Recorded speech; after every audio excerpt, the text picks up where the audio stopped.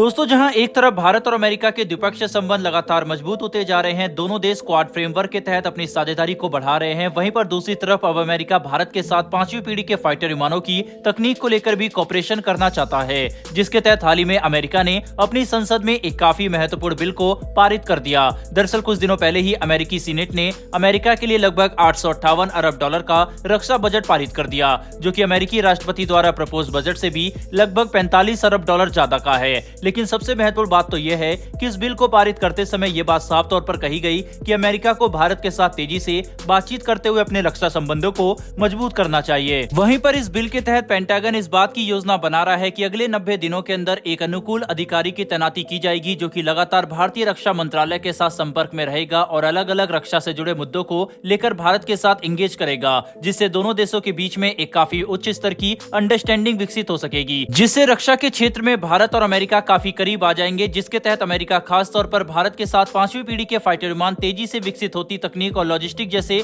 मुद्दों पर बातचीत करना चाहता है, ताकि दोनों देशों की सैन्य साझेदारी में बढ़ोतरी हो सके। हम सभी जानते हैं कि अमेरिका भारतीय वायुसेना के 114 फाइटर विमानों के टेंडर को जीतना चाहता है, जिसके तहत शुरू से ही अमेरिका ने अपनी एड़ी चोटी का जोर लगाया। लेकिन इस बात में कोई भी शक नहीं कि फ्रांस का राफेल हर हालत में भारत के लिए एक ज्यादा अच्छा और सक्षम विकल्प बनकर सामने आता है। लेकिन इसी को काउंटर करने के लिए अमेरिका भारत के साथ 5वीं पीढ़ी के फाइटर विमानों को लेकर एंगेज करना चाहता है, ताकि या तो अमेरिका भारत को अपना F-35 फाइटर विमानों का ऑफर कर सके, जिसके बारे में कोई आधिकारिक पुष्टि तो नहीं है, लेकिन जिस तरह से इसे लेकर खबरें लगातार सामने आती है, अमेरिका द्वारा इस विमान को भारत को ऑफर करने की संभावना काफी ज्यादा है। वहीं पर अमेरिका भारत के एमका प्रोग्राम में पहले ही शामिल है, जिसके तहत अमेरिका शुरुआती दौर में एमका फाइटर विमानों के लिए शक्तिशाली इंजन को सप्लाई करेगा, जिससे इस बात की संभावना भी काफी ज्यादा बढ़ जाती है कि अमेरिका भारत के साथ इसी प्रोजेक्ट को लेकर साझेदारी करना चाहता हो, जिसके तहत या तो अमेरिका अपने इंजन की टेक्नोलॉजी ऑफर करेगा या फिर इस पूरे फाइटर विमान प्रोजेक्ट में जॉइंट डेवलपमेंट को लेकर आगे बढ़ने के लिए बातचीत कर सकता है।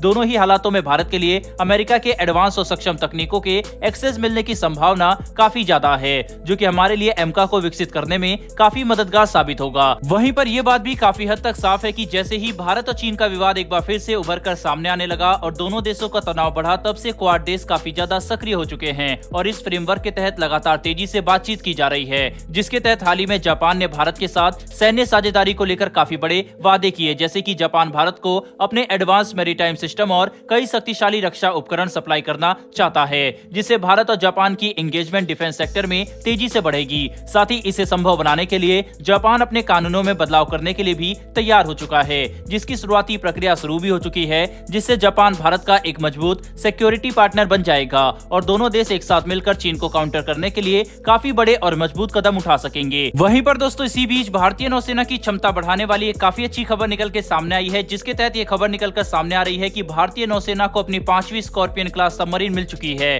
जिसे अगले महीने आधिकारिक तौर पर भारतीय नौसेना में कमीशन कर लिया जाएगा। ये पनडुब्बी भारतीय नौसेना की क्षमता को बढ़ाने में काफी महत्वपूर्ण भूमिका निभाने वाला है, खास करके एक ऐसे समय में जब चीन के साथ भारत का विवाद लगातार तेजी से बढ़ रहा है और चीनी जासूसी जहाज हिंद महासागर में अपनी सक्रियता बढ़ा चुके हैं। वहीं पर जो नई सबमरीन भारतीय नौसेना में शामिल हुई है, उसका नाम INS वजीर है, जो कि एक काफी शक्तिशाली स्कॉर्पियन क्लास की पनडुब्बी है। इसकी रेंज लगभग 12,000 किलोमीटर की है। वहीं पर यह पनडुब्बी लगभग 350 मीटर की गहराई तक जाने में सक्षम है। साथ ही स्कॉर्पियन क्लास की सबमरीन आमतौर पर लगभग 50 दिनों तक पानी के अंदर पूरी खामोशी के साथ रह सकती है, लेकिन अगर इन्हें एक एयर इंडिपेंडेंट प्रोपल्सन सिस्टम से इंटीग्रेट किया जाए तो यही सबमरीन लगभग 70 दिनों तक भी पानी के अंदर बनी रह सकती है, जो कि एक काफी बड़ा एडवांटेज है, जिसके तहत इस बात की पूरी संभावना है कि जैसे ही भारत एक स्वदेशी AIP सिस्टम विकसित करेगा या फिर उनकी टेक्नोलॉजी मिल जाएगी, हम तुरंत इसका इंटीग्रेशन हमारी पनडुब्बियों में शुरू कर देंगे। वैसे दोस्तों, जिस तरह से भारत लगातार नई पनडुब्बियों को मैन्युफैक्चर करके अपने बेड़े में शामिल कर रहा है, आपके हिसाब से चीन और पाकिस्तान की तरफ से आने वाले नेवल थ्रेट्स का सामना करने के लिए भारत के पास कम से कम कितनी पनडुब्बियां होनी चाहिए? आप इसके बारे में क्या सोचते हैं? अपनी राय कमेंट बॉक्स में लिखकर जरूर बताइएगा। साथ ही अगर आपको ये इन्फॉर्मेशन और वीडियो पसंद आई हो